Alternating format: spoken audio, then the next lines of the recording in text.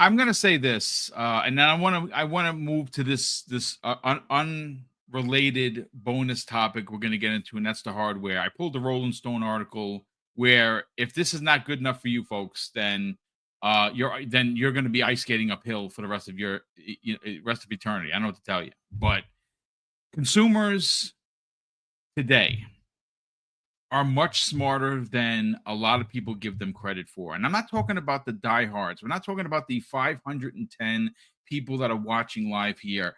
We are not the audience outside of us being hardcore, right? The audience that they're trying to speak to, they have us already. We're probably all subscribed. And there's going to be some people in here that are, trolling a little bit about, like Xbox Game Pass. What do I need it? I have a PlayStation, whatever. If you want to buy the games, that is awesome. Go give the money to Microsoft. All that does is benefit us as Xbox gamers, because that means that they're making money. They're putting their games everywhere. And again, I've been pushing back against that forever. But it's what they're doing, folks. I don't have control of the business, but I know that my Game Pass subscription continues to get ridiculous amount of games, and that's probably because they're putting the games everywhere. That's probably a part of the big machine that moves in business. But the thing is this: we don't give the normies enough credit. And the normies have multiple subscriptions. They understand that they're not buying DVDs anymore. They're not buying Blu-rays. Now, maybe some do, sure, but they know that they have Hulu and they have Netflix and they have Amazon Prime and all of these different streaming services. And that's where Xbox comes into play. Now, granted, I have given smoke to Microsoft for many years that their advertising is just, it's head scratching at times. They've gotten better, sure. They absolutely have, but it's not where it needs to be, at least in my opinion. But look, at the end of the day, I think that there was a lot to take away from this interview. I think it was a lot of positive things to take away from this interview. And if, of course, we've already seen, because Mav made a awesome rant, as again, he's infamous because of his rants. That was a great one, Mav. So thank you so much for doing that. We definitely appreciate it. I want to just touch on the hardware thing, because this is one of those conversations, gentlemen, that refuses to go away. Like Game Pass is killing the industry. Like the more Game Pass does for gamers and consumers, somehow or another, it's killing the industry. But yet Nintendo gets no smoke for $80 and $90 games.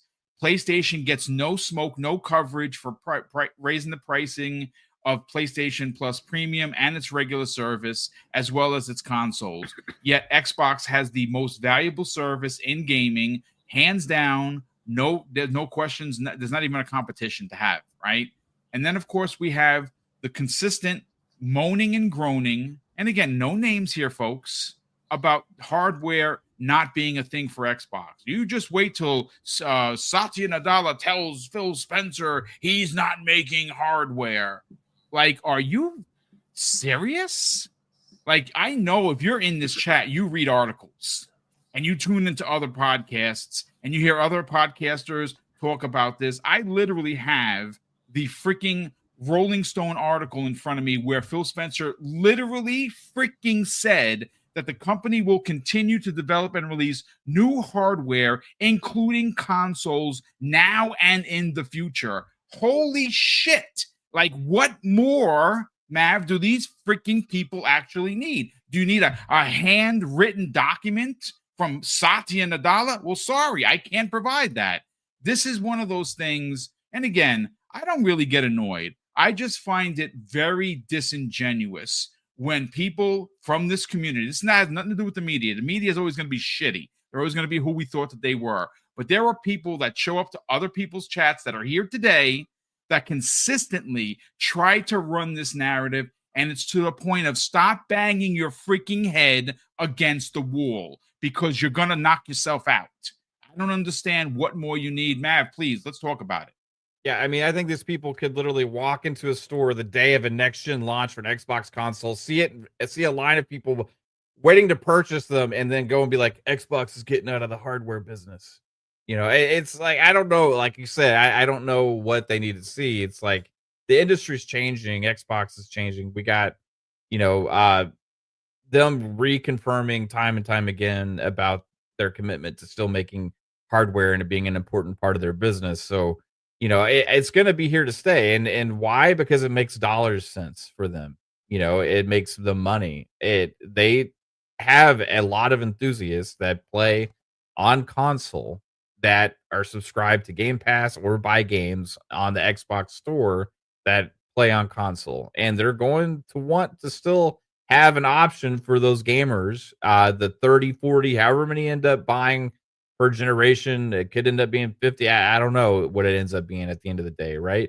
But they're still going to want to sell to all those gamers and not force them to have to go buy something else to continue console gaming if they want to play next generation games, right? So, yeah, it's going to be a part of their business. And will they sell maybe less of them over time?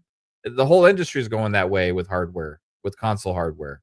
So, yeah, eventually, they'll probably continue to sell less hardware, especially when they say that it's not needed to play Xbox games. But there's going to be a lot of us that are going to choose that as the main option to play their games. And they know that. They know they have a compelling service to provide to consumers. They know that they have a lot of great games coming. They know that there's a lot of third party support for games releasing on their store and their ecosystem. And they're going to have options for people to buy those games on their devices. And the thing that's changing the most is we're actually going to have more options than ever before. And not just within the actual hardware itself, but also with the storefronts and the access to the games that we have. So you're going to have different profiles of devices where you have handhelds, you have consoles. You're going to have potentially third-party consoles come out that actually are running Xbox storefronts on them, an Xbox operating system type interface on them. You're going to have handheld devices as soon as this year running Xbox OS type software on it as well. When you launch it up with the Asus ROG device that's coming out, and that's going to just continue to develop over the years and the years. And as an Xbox consumer, hey, it's not bad for me to have options. Like, yeah, I can choose which option makes the most sense for me, and what gives me the best bang for my buck, and also what has the best power performance for all of those. So I'm going to be looking forward to seeing what the hardware is, man. Like, it's like people are afraid of options. And that's one thing I've learned ever since like Xbox has started making their moves, like with Xbox to PC originally, and then then Game Pass comes out. It's like everybody's like, no, I don't like options. Just give me one thing and charge me as much as you need to for it, and that's fine. And I'm like, okay, that's cool, but you realize that's actually the anti-consumer move, Right. right? Because that is gatekeeping you into something that is extremely locked and where they can have complete control over pricing and all of that as well. So the more open things are, the more options we have and the more access we have to things, it actually benefits us as consumers. And that's the kinds of things that really we should be applauding. And that we should be asking all the platform holders and publishers to do, not create these ultra hyper focused things that keep everything else out for the sole purpose of selling that device, to sell you more things that they will continue to raise the prices of on that specific device. I like options, man. I like where Xbox is going with the hardware, because it's something I always thought was going to happen eventually, right? We all talked about, hey, whatever happens if there's just like one console future? You know what I mean? Well, like we're seeing potentially almost like the birth of that with Xbox, where if they do allow all the other storefronts going on, right? Now potentially you're gonna be able to access emulation on there as well through other means behind once you get into Windows mode behind the Xbox OS. Get Xbox games, get your Steam stuff. So PlayStation launches a storefront on PC. Guess what? You'll be able to get the access to that too, right? There's a lot you're going to be able to do with that thing, and if it's a compelling piece of hardware, it's a console that maybe you can just do everything on. Yeah. You That's know, again, I always say it's the magic box that we've all as kids dreamed of it, where you don't have to buy anything except for this, but you can play everything. Yeah, and Again, it'll be user friendly for console enthusiasts and fans, yes. and then and for people that are saying, "Well, why would I do that instead of just buying a PC?" Well, if you're gaming on PC, and if you want to sit in front of a desk and game on a PC, that's probably what you're already doing. Yeah. Otherwise, if you're sitting in front of a TV and you buy a console, that's probably just going to be for you. That's who it's for, is the person that's a console owner and a console enthusiast, right? That like the ease of use and all that kind of stuff. So that's going to be the hybrid type thing that they're really kind of working on. And like for me, the hardware is the most exciting and interesting thing about what the Xbox is doing now, because as a platform holder with the decisions that they made and with what they're doing, we're going to see something that we've never seen before. And that is way more interesting than the repetitive stuff that we keep getting from the other platforms. Listen, great points all around. Hargeet, I have a couple of quotes from the article that I want to read, and I'm going to hand that ball off to you, and you're going to, this is a touchdown automatically. But I do want to catch up on Super Chats. Now, do you, Now, the Broke Boy Insider says this. This is aimed at you, Hargeet. I subbed to Hargeet with 4 of my other Gmail accounts as well. Man. Listen, however you get across the 1K, it's a win. So thank you for helping, Hargeet. We super appreciate it. Our good friend Splendiferous drops a very generous $2 super chat. And he goes on to say, if you make it, the ponies will come and they will love you. I mean, they're loving all of the games that are coming out on Xbox from Xbox, and their pre-orders prove that. Freddie Fox in the chat says this after dropping a very generous $5 super chat. Phil says there are unannounced games coming, but media focus on making what Phil said about Game Pass isn't for everyone a negative thing, shaking my damn head. I mean, again, it's just, folks, we're very privileged here today because we got a Mav rant live on the air. I love that. It's one of my favorite things that he does, and we got it here. So I feel honored. Eris_EMS has gifted 5 double barrel gaming memberships. Brother, that is crazy generous of you. He's done this more times than I can actually remember how to count. Eris, thank you so much for the generosity. We appreciate you being here. Now, the Broke Boy Insider drops not 1, but 2 $5 super chats. And the first one, he says, there's an article on Windows Central talking about the Rebellion Studio CEO, makers of Atomfall, praising Game Pass, helping the game's success. Yeah, I actually read that this morning. It's a fantastic article. It was well written, and we will be using that as a piece of context for tomorrow morning's Breakfast at Boom. I have an original topic we're going to get into, but thank you, Will. And once again, Will, thank you for the additional $5 super chat. He goes on to say this. I'm seeing some PlayStation fanboys using the new hashtag save up for a PS6 if you... I didn't see that. But okay, I'm going to look for it now. He says, if you have to start saving now for a console coming in maybe 3 years, just stop. Yeah, I mean, but there'll be no smoke when it's a $100 PS6. We will definitely see. These consoles are going to be expensive, make no mistake, but we'll see what Sony does. So I have a couple of quotes here, Hargeet, and I want to hand it off to you. Okay. Now, again, folks, this was the direct and verbatim printing from the Rolling Stone article. And it says, Phil Spencer also stated that he wants the new Xbox hardware to be innovative and differentiate itself from competitors, potentially leading to a unique hardware experience. He also expressed that as a preference for hardware, he wants it to be unique with benefits to all players rather than an incremental upgrade, meaning just a PlayStation 4 is they have a more expensive and a more powerful PS5. The PS6, ladies and gentlemen, is going to be a very amazing piece of hardware, but it's just going to be a supercharged PS5. That's the same thing with the Switch 2. The Switch 2 is going to be more powerful, yes, but it's just a more powerful Switch 1. The next Xbox, which people said is not coming, that they're not making hardware, right? Because there's a lot of CEOs in this chat and on social media, right? We have literally the freaking written words from the article read verbatim, And for some, Hargeet, it's not enough. What is happening? Well, look, to be fair to those people, I'll just say that Microsoft has had a history of killing their consumer businesses. So they do this, like the Windows Phone, the Zune, and all that stuff. That's fair, right? So fine, I get that. But this is a running business that's making money. You could say the console sales are dwindling, but we have anecdotal evidence that that's probably not the case. I don't know if you're noticing this, but the consoles are also chronically like out of stock.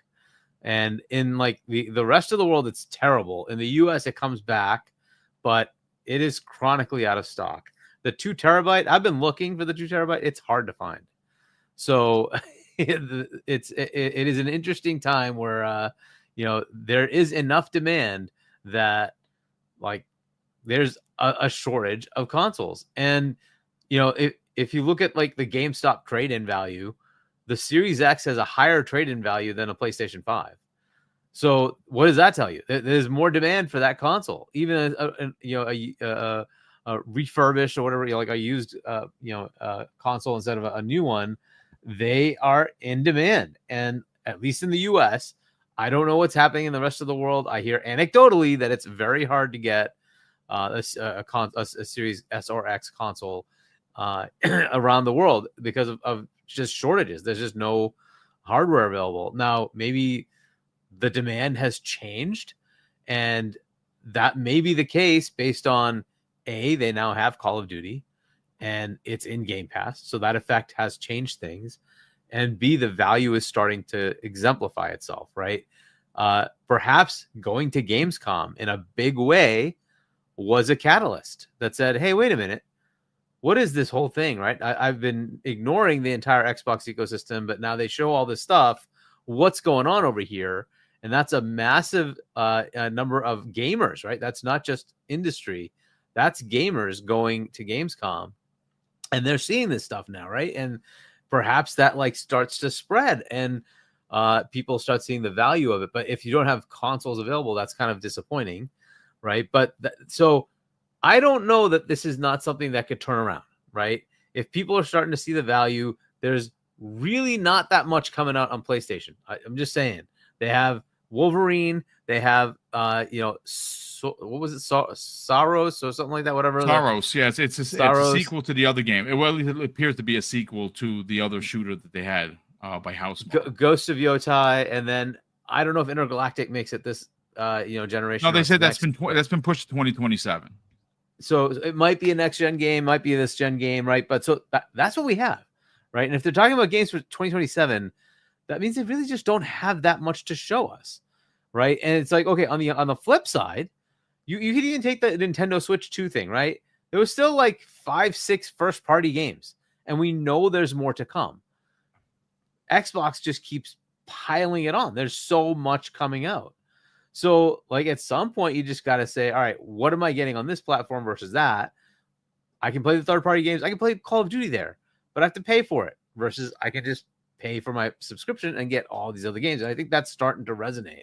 So with gamers that do want variety, they're starting to see it, right? So maybe that changes things. As far as the hardware from an Xbox perspective, they have 2 platforms. I know people don't want to accept that, but they have the console and they have PC.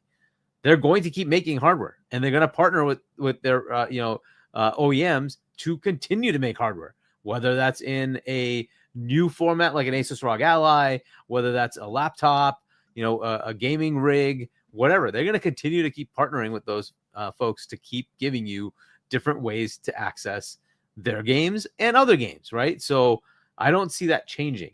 As far as a console, as long as there's a demand, they will keep making it, right? Yes. So but what I do expect going forward, I don't see that they'll take the hit anymore because their competitors. No, we're going to have to pay. Yeah. So we're going to have to pay what it costs, right? Like up front, I want to say it was a Series S was like a $200 hit that they were taking every time that you were buying one. And then it was $100 or so on the X. Or it could be inverted that it was 200 on the X and 100 on the S. But I think it's that way. The Series S really is like $500 and they sold it for $300, right? But that is kind of the world we're in, right? So I don't know, how much these things are going to cost. If you think like the PS5 is going to be, a PS6 is going to be $800, I wouldn't be surprised if the Series X is the same. We did get that very sort of like offhand comment that, hey, $1,000 console would be too much from Phil, right? So He did say that. can guess that they've been talking about it. Like, what is that? What is that number? Where is that going to be? Right? Is it going to be 9? Is it going to be 8? Right? Obviously, they're thinking 1,000's too much, right? But so look, they are absolutely looking at putting something out. And again, as long as you have console enthusiasts who want to buy the console, and they have a lot of Game Pass subscribers that are on the console, that will just continue. They're going to keep making generations to make sure you're good. If they can open it up and say, hey, an Xbox is available from other partners as well, and that is not a PC device, it is an Xbox device that just happens to be a PC as well, right?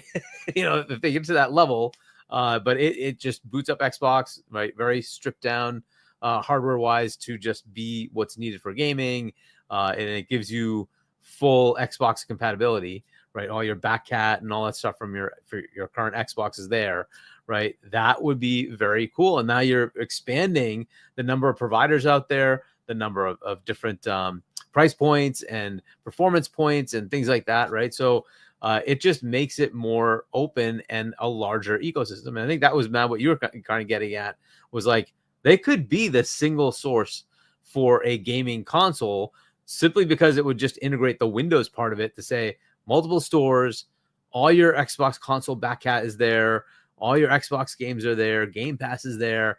But if you want to buy your game on Steam, no problem. If the game doesn't come to Xbox console specifically, but it's on Steam and you want to go for it, right? You have access, right? You basically have access to everything. And at that point, you kind of have access to all of the PlayStation games as well, just maybe a little bit delayed on some of them.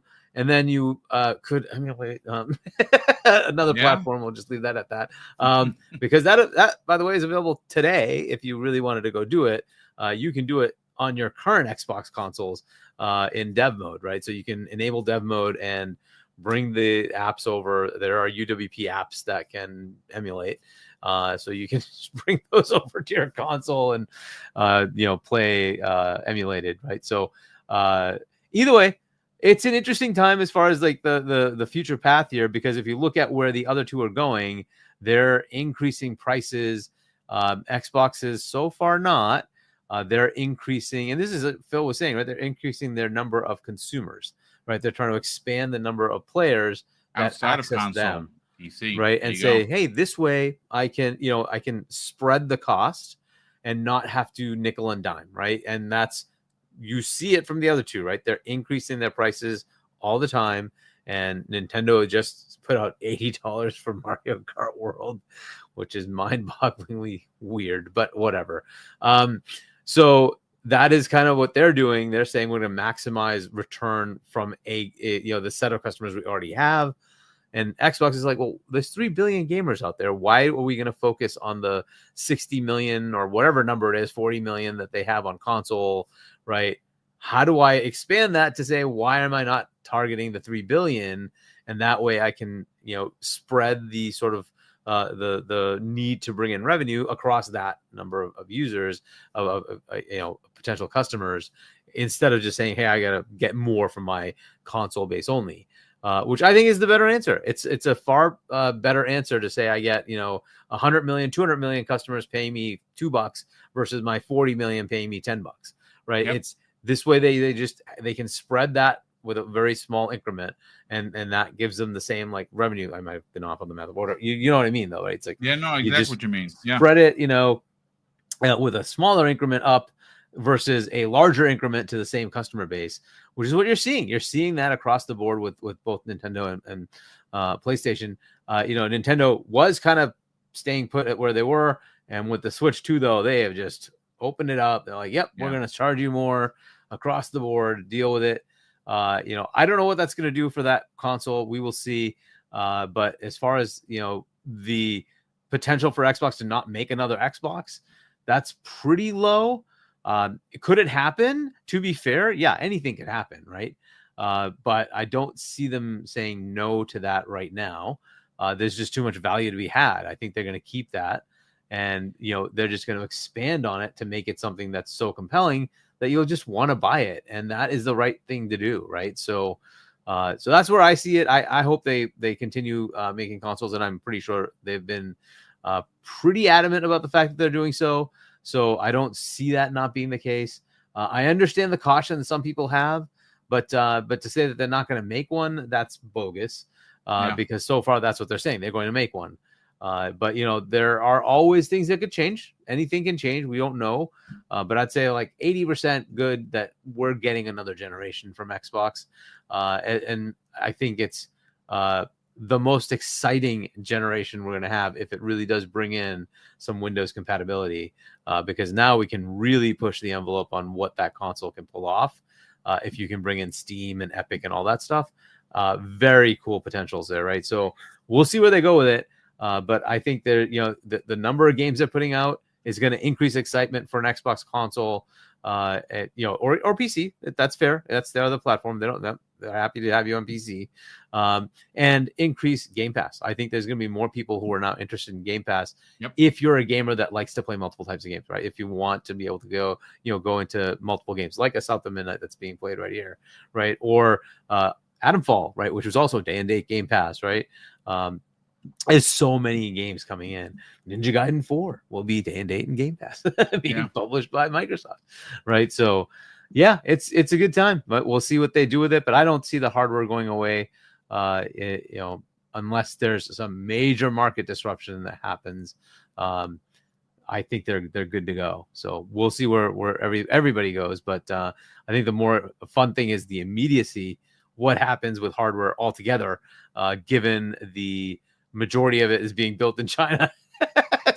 I mean, again, that's definitely certainly another conversation. But I just to dumb this down as schoolyard as possible, there are 40 million reasons why they're going to make hardware, and that is Xbox Game Pass subscribers.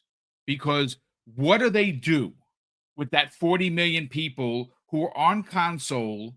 Or potentially, and again, it's not full 40 million. You might have 10 million on PC. You might have 30 million on console. The numbers are going to go higher and lower depending on what day of the week. But what do you do for the other 30 million people that are subscribed on console? Say, we don't want to make a console, so we don't need those people? What freaking kind of sense is that? That is the most ridiculous thing I've ever heard. And again, it's just rhetoric from people that want to try and push a negative on Xbox, as they've always done, and it's fine.